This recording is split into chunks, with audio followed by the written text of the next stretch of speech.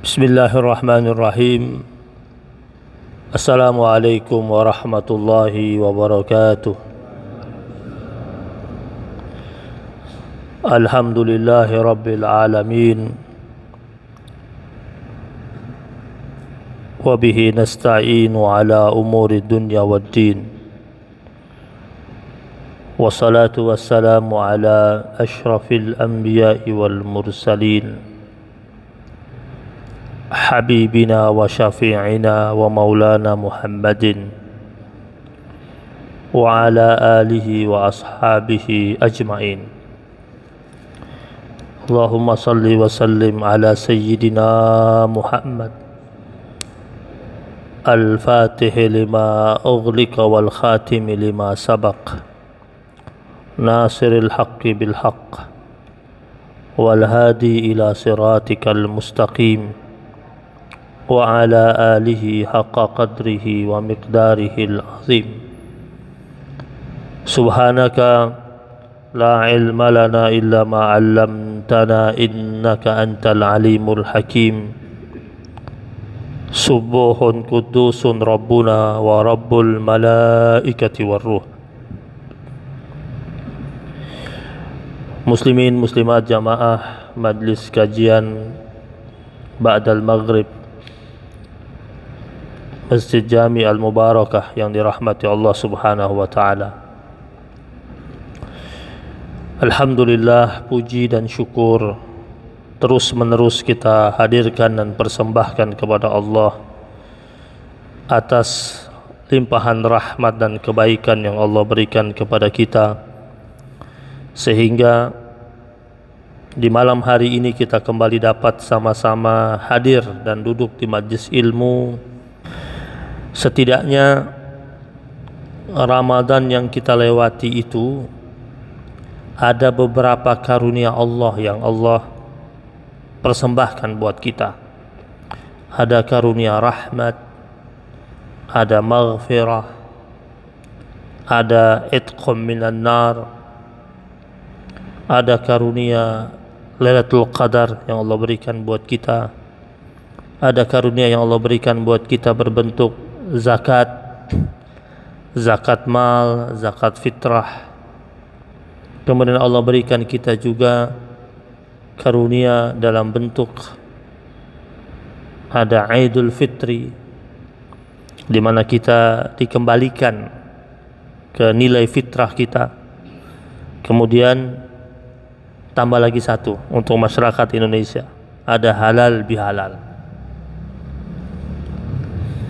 yang biasanya sepanjang Syawal banyak sekali diisi oleh masyarakat kita dengan program halal bihalal, baik yang bikin antar keluarga, perkantoran, RT, RW, dan lain sebagainya. Tinggal sekarang bagaimana kita merawat ketakwaan kita, kesalehan kita yang sudah kita pupuk selama Ramadan. Ramadan sudah lewat, Syawal sudah lewat, sekarang kita berada pada Zulqaidah dan sebentar lagi masuk bulan Zulhijjah. Intinya, sebagai hamba Allah, Allah sudah umumkan kepada kita semua tentang Allah dalam surat Al-Anbiya ayat yang ke-92. Allah mengumumkan tentang zatnya. Allah katakan wa ana rabbukum. Allah katakan dan aku adalah Tuhan kalian, fa'buduni, maka sembahlah kalian hanya kepada aku. Ini kan pengumuman, kan? Pengumuman dari pencipta, dari Allah Subhanahu wa taala. Kita kalau dapat pengumuman dari orang yang kita patuhi, orang yang kita segani, orang yang kita hormati, kira-kira kita ambil perhatian tidak terhadap pengumuman yang disampaikannya? Tentu kita akan ambil perhatian. Kita akan perhatikan dengan seksama pengumumannya, dan kita akan berusaha semaksimal mungkin menjalankan semua bentuk perintah titah yang terkandung dalam pengumuman tersebut. Maklumat itu kita berusaha untuk kita jalankan sebaik mungkin, bila perlu setuntas mungkin, sesempurna mungkin. Nah, ini Allah Subhanahu wa ta'ala sebagai pencipta. Dalam surat Al-Anbiya ayat yang ke-92 itu Allah umumkan, ada maklumat resmi dari Allah. Allah sudah bilang, wa ana rabbukum, aku Allah adalah Rabb. Rabbun, pencipta, pengatur, penganyom, pelaksana. Rabb itu. Maka ketika Allah dikatakan sebagai Rabbul Alamin, berarti Allah ini yang mengatur alam raya ini, yang menciptakan alam raya ini, yang membentuk alam raya ini, yang bentuk gunung. Gunung itu bentuknya berbeda-beda, tingginya berbeda-beda, besarnya berbeda-beda. Itu yang bentuk siapa? Allah. Ya. Maka kan kita dilarang istihza'an khalqillah, meremehkan atau menghina ciptaan Allah Subhanahu wa ta'ala, karena semua itu ciptaan Allah. Lautan juga ada yang dalam, ada yang dangkal, ada yang luas, ada yang pendek. Allah kata Rabbul Alamin. Allah yang tetapkan mana wilayah yang harus panas, mana wilayah yang harus dingin, mana tempat yang bersalju, mana tempat yang mengandung 2 musim, mana tempat yang 4 musim. Allah yang membiarkan satu tempat jadi gersang, kering, tandus. Allah biarkan satu tempat menjadi subur. Maka kita sebagai warga negara Indonesia yang tinggal di bumi yang kita cintai ini, kita bersyukur kepada Allah tiap hari. Kita ucapkan Alhamdulillahirabbil alamin. Kenapa? Allah tempatkan kita berada di negeri yang begitu subur, begitu indah, dengan musim yang begitu baik. Lihat sekarang lagi ada pemanasan global, ada beberapa negeri ya dilanda gelombang panas. Ya, ada yang sampai 48. Negara tetangga kita Singapura sudah ada yang pernah ngalamin sampai 38. Alhamdulillah negeri kita, alhamdulillah. Masih sempat rasa hujan lagi malah kita. Allah katakan ana rabbukum.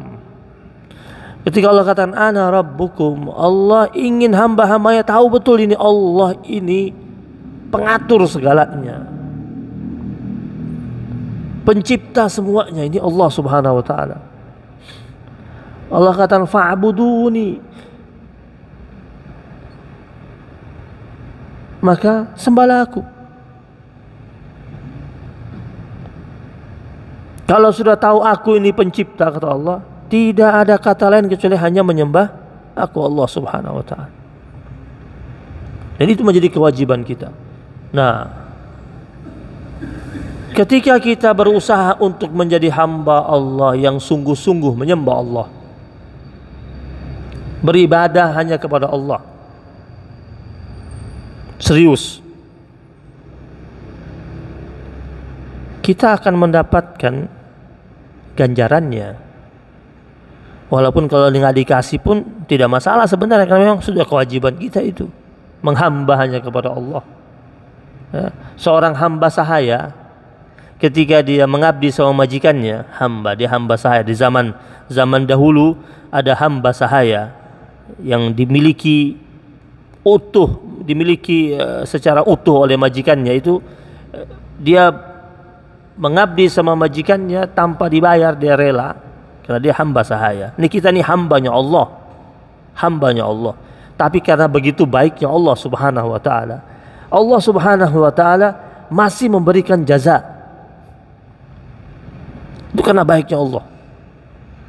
Maka dalam surat Al-Insan ayat yang ke-22, Allah Subhanahu wa taala tegaskan di situ, inna hadza kana lakum jazaa'an wa kana sa'yukum mashkura. Bahwasanya selama hamba-hamba Allah Subhanahu wa taala yang mereka kerjakan itu baik dan semata-mata karena Allah, Allah katakan ada jazanya, ada balasannya. Tidak ada yang tidak mendapatkan balasan. Wa kana sa'yukum mashkura. Segala macam bentuk usaha yang kalian lakukan itu akan mendapatkan upahnya. Ada kata sa'yun, usaha. Perhatikan yang Allah lihat apa? Allah lihat usaha yang kita kerjakan. Allah tidak lihat hasil yang kita buat. Allah lihat apa? Usahanya. Karena seluruh usaha manusia, hasil akhirnya itu dari Allah. Hasil akhir dari Allah. Contoh, Allah persembahkan kepada manusia ini hutan yang begitu banyak, begitu luas, jutaan hektar, dengan segala macam jenis tumbuh-tumbuhan yang ada di hutan tersebut. Hutan yang kemudian menjadi paru-parunya dunia. Hutan yang akhirnya menjaga anak manusia dari hampasan banjir bandang. Hutan yang kemudian guyuran hujan itu akan terserap ke dalam perut bumi. Kemudian manusia datang mengelola hutan itu dengan cara yang salah, menebang seenaknya demi keuntungan pribadi sesaat atau kelompok tertentu. Apa balasan yang didapat?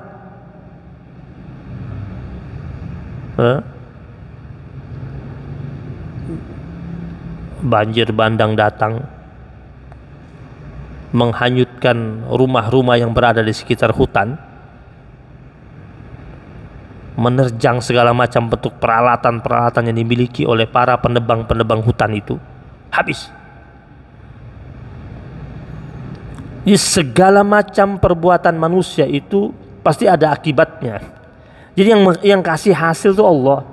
Kalau perbuatannya baik, hasilnya baik. Kalau perbuatan buruk, hasilnya bakal buruk. Dan Allah katakan di sini, wa kana sa'yukum mashkura, segala macam bentuk usaha baik kalian itu akan mendapatkan upah dari Allah Subhanahu wa taala. Karena Allah syakirun alim. Allah itu maha pembalas jasa dan Allah itu maha mengetahui di balik pekerjaan yang dilakukan oleh hamba-hambanya itu niatnya apa. Allah mengetahui niat di balik pekerjaan yang dilakukan oleh hamba-hambanya itu. Maka sa'yun, usaha, memang menjadi kewajiban kita. Hasil akhirnya kita serahkan kepada Allah dan penyempurnaannya ada sama Allah. Contoh sederhana, Hajar alaihissalam, dia melakukan usaha mencari air. Makanya orang yang umrah itu salah satu rukun umrahnya itu sa'i. Nah, ketika dia sa'i, sa'yun dan sa'i itu antara Bukit Safa dan Marwah. Hajar waktu itu nyari air di situ. Dia melakukan usaha pencarian air antara Bukit Safa dan Marwah berkali-kali, dan itu ikhtiar dia. Dan Allah menyaksikan usahanya. Allah lihat usahanya. Ketika dia sudah sampai pada puncak ikhtiarnya, dia mengadu sama Allah. Setelah dia mengadu sama Allah, Allah berikan apa yang dia cari. Di mana diketemukan air itu? Kan pencariannya itu di titik Safa dan Marwa. Tapi ketemunya di mana? Kan ketemunya di dekat Ka'bah. Ketemunya di dekat Ismail alaihissalam yang ditinggalkannya. Dan ketika Hajar alaihissalam kembali, dia melihat ada basah di dekat kaki mungilnya Ismail alaihissalam. Dan ketika dia lihat lagi lebih jelas, ternyata mata air. Siapa yang melakukan usaha? Hajar. Siapa yang memberikan hasil? Allah.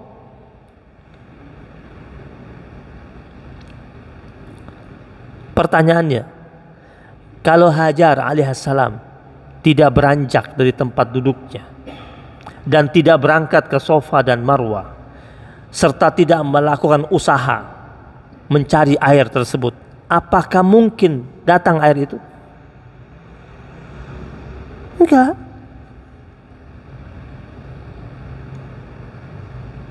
Enggak. Tapi karena dia melakukan usaha dan Allah lihat usahanya dan Allah berikan penghargaan kepada usahanya Hajar alaihissalam dengan menghadirkan air itu.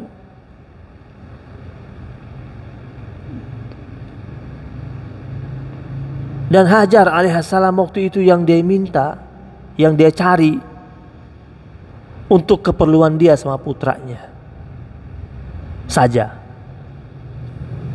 Tapi karena Allah lihat betapa seriusnya dia mencari, betapa sungguh-sungguhnya dia mencari, Allah berikan penghargaan kepadanya mata air abadi yang tak berkesudahan. Dan perhatikan hasil kerja keras dan usahanya Hajar mencari air tersebut, sampai-sampai kita tetap mengenang nama Hajar setiap kali kita dengar sebutan Zam-Zam. Maka Allah katakan, wa kana sa'yukum mashkura. Usaha yang kalian lakukan itu pasti akan mendapatkan upahnya dari Allah. Bahkan Allah membayar upah tersebut lebih dan lebih. Lain sama manusia mungkin dia bayar upah. Orang yang terima upah kadang-kadang merasa ini tidak sesuai harapannya. Ada orang merasa bayaran yang dia dapat tidak sesuai keringat yang dia keluarkan. Tapi kalau Allah, dia bayar kita bahkan sebelum keringat kita keluar bahkan. Dan ketika Allah bayarlah pasti berlebih. Di situlah ada unsur berkah kan. Kalau dibayar sama Allah jadi berkah. Ya. Itu kan dibayar sama Allah tuh. Mata air yang dicari sama manusia bisa kering. Bisa kering. Bisa habis. Tapi kalau yang dikasih sama Allah, lihat.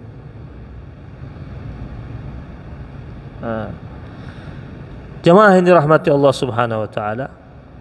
Lalu rintisan jalan untuk kebaikan ini pasti banyak godaan, banyak cobaan. Karena perjalanan meniti jalan keimanan itu bukan jalanan yang mulus. Jalanan yang penuh dengan cobaan, ujian. Karena keimanan itu tanda cinta, dan tidak ada cinta tanpa ujian. Tidak ada cinta tanpa ujian. Orang-orang mukmin itu ketika dia mengatakan dia beriman kepada Allah, berarti dia yakin sama Allah, dan yakinnya itu tumbuh kenapa? Karena dia cinta sama Allah Subhanahu wa taala. Maka di dalam Al-Qur'an dalam surat Al-Ankabut Allah berfirman, ahasiban nasu ayyutraku ayyaqulu amanna wahum la yuftanun. Apakah manusia itu mengira setelah mereka mengatakan beriman kepada Allah Subhanahu wa taala lalu mereka tidak diuji, kata Allah. Surat Al-Ankabut ayat yang kedua. Walaqad fatanna alladzina min qablihim. Fala ya'lamannallahu alladhina sadaqu wa la ya'lamannal kadzibin. Kata Allah, kami telah menguji orang-orang sebelum mereka agar dapat diketahui siapa yang jujur imannya dan siapa yang dusta imannya. Allah katakan sebelum kita ini ada umat-umat yang datang juga mengikuti nabi-nabi yang terdahulu, yang beriman sama nabi-nabi terdahulu. Walaqad fatanna alladzina min qablihim. Kami uji, kata Allah. Dan kita banyak baca kisahnya itu. Bagaimana Allah Subhanahu wa taala menceritakan kepada kita para nabi-nabi yang datang menghantarkan risalah kenabian kepada umat-umat yang mereka tuntun, umat-umat yang mereka bimbing. Kemudian setelah itu di antara mereka ada yang beriman, di antara mereka ada yang kafir, di antara mereka ada yang beriman, di antara mereka ada yang membangkang. Nah, yang beriman itu tidak serta-merta langsung nikmat hidupnya, dapat ujian juga. Sampai umat Rasulullah sallallahu alaihi wasallam, sampai kita, tentu dengan tingkatan yang berbeda-beda masing-masing orang, ujiannya berbeda-beda, tapi ujian keimanan itu pasti ada. Ini pernyataan Allah dalam Al-Quran. Untuk apa itu? Kata Allah, fala ya'lamannallahu alladhina sadaqu, agar Allah perlihatkan kepada kita siapa yang jujur imannya, yang tulus, yang murni, wala ya'lamannal kadzibin, dan agar diketahui juga siapa yang dusta imannya. Itu. Jangankan kita ini, para nabi-nabi yang merupakan kekasihnya Allah, kesayangannya Allah, diuji, Pak. Harusnya kan mereka hidupnya nyaman, kan kesayangannya Allah. Ada orang dia jadi kesayangannya bosnya, biasanya nyaman kan dia. Terlambat masuk kantor nggak diomelin, dapat tugas di tempat-tempat yang bagus, gaji paling gede, fasilitasnya bagus-bagus. Tapi para nabi yang merupakan kesayangannya Allah, lebih berat mereka ujian dari kita. Dan Allah kisahkan itu banyak dalam Al-Quran yang menggambarkan bahwasanya perjalanan para nabi itu bukan perjalanan yang ditaburi dengan bunga, tetapi perjalanan yang penuh dengan duri-duri tajam, kerikil-kerikil yang menghalangi mereka, batu-batu karang besar yang siap menghampas mereka. Dan Allah abadikan bagaimana satu persatu di antara mereka melewati ujian tersebut sebagai pelajaran buat kita. Mulai dari Nabi Musa. Nabi Musa itu ujiannya panjang tuh. Nabi Musa. Ada 131 kali nama Nabi Musa disebut dalam Al-Quran. 131 kali nama Nabi Musa disebut dalam Al-Quran. Karena panjangnya perjalanan Nabi Musa alaihissalam. Diuji dari sebelum lahir sudah diuji dia. Dalam perut ibunya sudah khawatir. Dia sudah didera oleh rasa khawatir sang ibu ketika akan melahirkan bayi, karena takut kalau seumpamanya ini laki-laki bakal dihabisi oleh Firaun. Sudah cemas ibunya. Lahir lagi, ternyata memang Musa yang lahir. Ibunya harus memisahkan dia dengan sang ibu. Dihanyutkan ke sungai. Masih kecil nih, masih bayi, belum bisa apa-apa udah diuji sama Allah. Kita enak nih, masih kecil nggak diuji, nggak tahu ujian kita. Masih kecil, orang tua kita yang diuji. Orang tua kita diuji sama kita bahkan. Malam-malam harus bangun, gantiin pampers segala macem. Belum lagi panas, belum lagi tiap bulan, hampir tiap bulan orang tua kita harus siapkan uang langganan ke dokter. Periksa. Nabi Musa alaihissalam dia baru lahir sudah diuji. Uji, Pak. Pisah sama ibunya, dihanyutkan ke sungai. terus panjang ujian Nabi Musa. Kecil tinggal di sarang macan. Tinggal di mana tuh kecilnya? Tinggal sama Fir'aun. Tinggal di tempat orang yang mau menghabisi semua bayi laki-laki. Ada di situ dia. Masa remajanya dia harus melarikan diri, tinggalkan Mesir, pergi ke Madian. Fakharaja Musa minha yataraqqabu.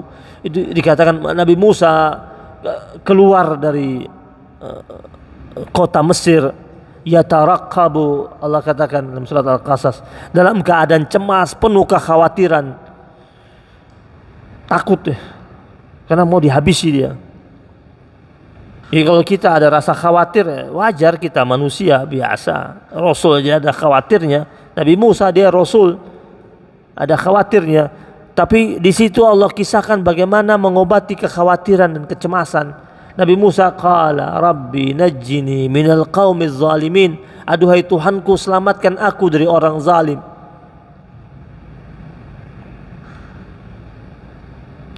Zaman sekarang ini zaman banyak orang zalim. Nanti lama-lama bisa-bisa perbandingan orang zalim sama orang baik bisa berimbang. Nauzubillah. Baca doa ini. Kalau kita sudah merasa dihimpit kiri kanan kita banyak orang zalim. Nabi Musa dihimpit dengan kezaliman kiri kanan. Rabbi najjini minal qaumiz zalimin. Ini dibaca terus Nabi Musa alaihissalam, minta diselamatkan dari kaum yang zalim. Allah selamatkan. Allah mampukan Nabi Musa, memberi kemampuan kepada Nabi Musa untuk melarikan diri, meninggalkan Mesir. Dalam pelariannya dia minta arahan dari Allah agar kakinya ini lari ke tempat yang aman dan nyaman. Karena dia nggak tahu mau lari kemana, mau bersembunyi di mana. Maka dia lantunkan doa lagi. Dia tetap melangitkan doa. Dia mengatakan, Asa ayyahdiyani Rabbi sawa'as sabil. Semoga Tuhanku memberikan aku petunjuk jalan yang lurus.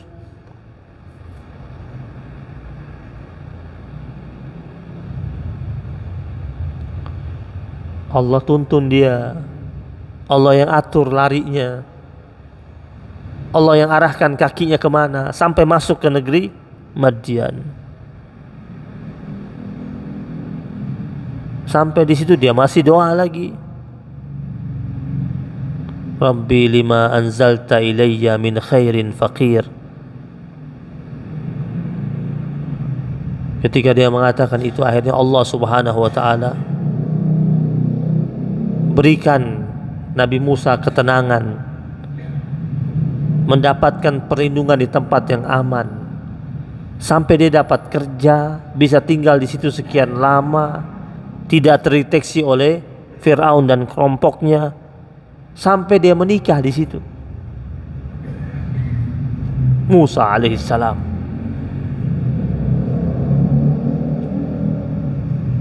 Nah, Rasul sallallahu alaihi wasallam dalam sabdanya mengingatkan kita, ala innal jannata huffat bil makarih. Ketahuilah bahwasanya surga itu dikepung oleh sesuatu yang dibenci, tidak disukai. Wa innan nara huffat bisyahwat, dan sesungguhnya neraka itu dikepung oleh sesuatu yang mengandung nafsu dan syahwat, sesuatu yang menggairahkan, sesuatu yang menyenangkan. Dan sabda Nabi itu memang betul adanya. Ya, contoh nih, duduk di majlis ilmu itu kata Rasul sama dengan duduk di taman surga. Sekarang ada undangan datang ke majlis ilmu, sama ada undangan datang ke acara konser. Banyakan mana? Hah? Nah, yang jawab konser berarti suka hadir konser juga nih. Acara konsernya berbayar. Tiketnya mahal.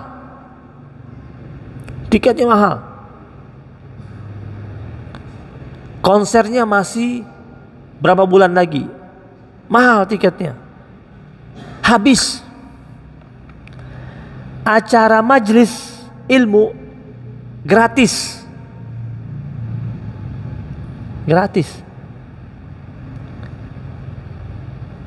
Dapat makan.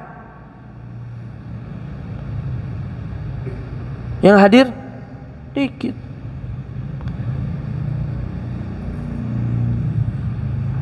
Acara konser sudah bayar tiket, masuknya antri berpeluh dengan keringat sampai di dalam ada makanan, ada minuman, bayar lagi beli, mahal lagi beli makanan dan minuman di dalam.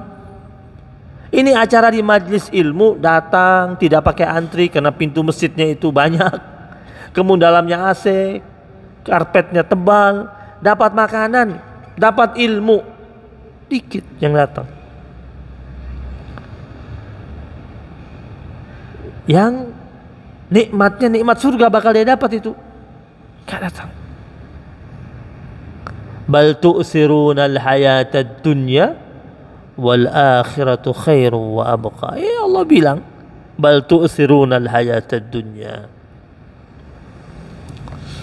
Ya, lebih terpukau, tertarik terhadap dunia. Jemaah yang dirahmati Allah Subhanahu wa taala. Hamba-hamba Allah yang merintis jalan keimanan dengan baik dan tahu tugasnya sebagai hamba Allah, mengabdinya hanya kepada Allah, beribadah hanya untuk Allah Subhanahu wa taala, kelak nanti dalam dirinya Allah turunkan nur, cahaya Allah Subhanahu wa taala. Dalam sebuah hadis Rasulullah sallallahu alaihi wasallam bersabda, Innan nura iza dakhala al-qalba infasaha wansyarah. Sesungguhnya cahaya Allah itu ketika dia masuk ke dalam hati manusia, maka akan menjadi terbuka dan lapang. Para sahabat-sahabat Rasulullah sallallahu alaihi wasallam ketika mendengarkan yang Nabi sabdakan itu, mereka tanya, ya Rasulullah, hal lidzalika min alamatin? Apakah mengenai orang yang dalam hatinya itu dimasuki oleh cahaya Allah Subhanahu wa taala, apakah ada alamatnya, ada tanda-tandanya, ada ciri-cirinya, yu'rafu biha, yang dapat kita ketahui?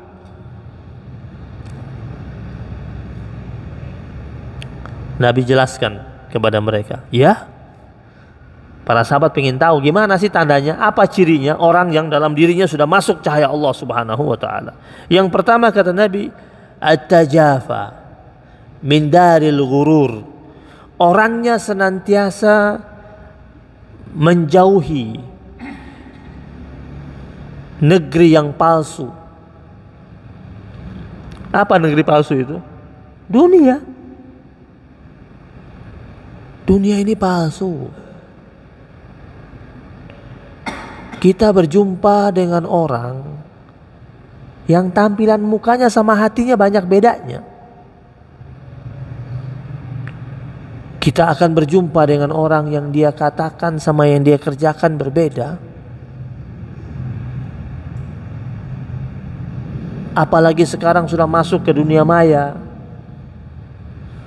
Foto sama ketemu asli beda. Sekarang banyak beredar foto-foto para caleg-caleg. Orangnya sudah umur 55 tahun. Biar menarik dia, yang dia pasang foto tetap foto dia. Yang dia pasang foto dia ketika dia berumur 21 tahun. Karena kalau dia pasangnya umur 55 udah keriput. Ini dunia. Yang dimaksud sama Nabi at-tajafa berusaha untuk menjauhkan dirinya andaril ghurur, dari negeri yang palsu, bukan berarti dia akan campakkan itu dunia. Dia tidak akan campakkan dunia ini persembahan dari Allah. Tapi dia tahu betul ini dunia persembahan dari Allah. Dia pakai untuk kebutuhan seperlunya saja. Karena Allah menyatakan dunia ini mataul ghurur. Dunia ini kenikmatan yang boleh kita nikmati, tapi Allah katakan dia mata, dia kenikmatan tapi yang ghurur, penuh dengan tipuan. Contoh, minum air yang manis-manis tersebut, nikmat nggak? Air putih sama air yang manis, nikmat mana? Nggak usah bohong deh. Ada air putih, sampingnya es dawet. Wah, gulanya banyak tuh. Yang mana duluan? Panas-panas. Ini air putih di sini sampingnya. Sampingnya dawet. Panas-panas jam 12 siang. Es dawet. Habis minum es dawet, datang lagi satu gelas air putih minum. Enggak, ini lagi minum lagi. Nikmat enggak? Nikmat. Tapi mataul ghurur, menipu enggak? Menipu. Kalau kebanyakan minum gula, apa jadinya? Makan tengkleng, nikmat nggak? Nikmat. Waduh, makan sampingnya es teh manis, gelas besar, nikmat. Mata, menipu nggak? Nikmat. Wah, mumpung masih muda makan muda. Nanti pas sudah usia 60 baru akibat ini nih soto babat, tengkleng. Nah, antum jangan salahkan makanan, antum yang salah. Jangan salahkan makanan. Nah, orang yang sudah ada cahaya, dia sudah masuk cahaya di hatinya, tajafa andaril ghurur. Yang kedua, al-inabah ila daril khulud. Orangnya berusaha tiap saat kembali kepada daril khulud, negeri yang abadi. Jadi dia hidup di dunia, tapi orientasinya akhirat. Ya, kakinya masih menjejakkan di atas bumi kakinya, tapi hatinya melangit. Ya. Jadi tiap saat dia berusaha untuk menghadirkan pikirannya ke negeri abadi, ke akhirat. Karena dia tahu akhirat itu kekal, akhirat itu abadi. Yang ketiga, wal istidad lil mauti qabla nuzulil maut.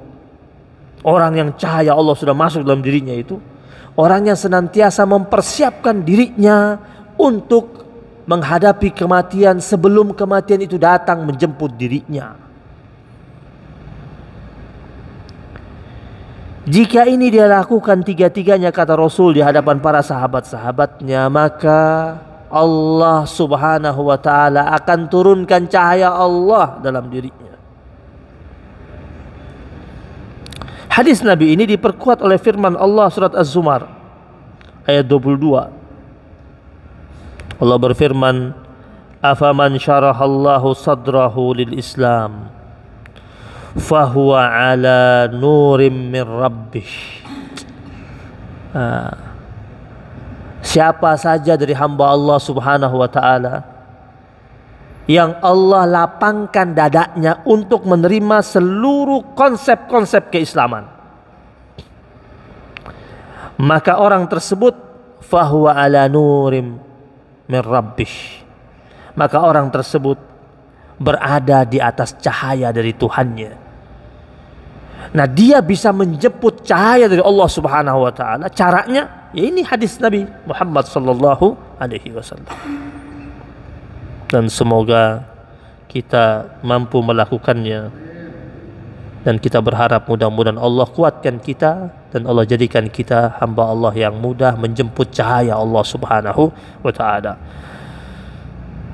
ربنا تقبل منا إنك أنت السميع العليم وتب علينا يا مولانا إنك أنت التواب الرحيم ربنا لا تزغ قلوبنا بعد إذ هديتنا وهب لنا من لدنك رحمة إنك أنت الوهاب ربنا إنك جامع الناس ليوم لا ريب فيه إنك لا تخلف الميعاد وصلى الله على سيدنا محمد النبي الأمي وعلى آله وصحبه وبارك وسلم الحمد لله رب العالمين. Mari sama-sama.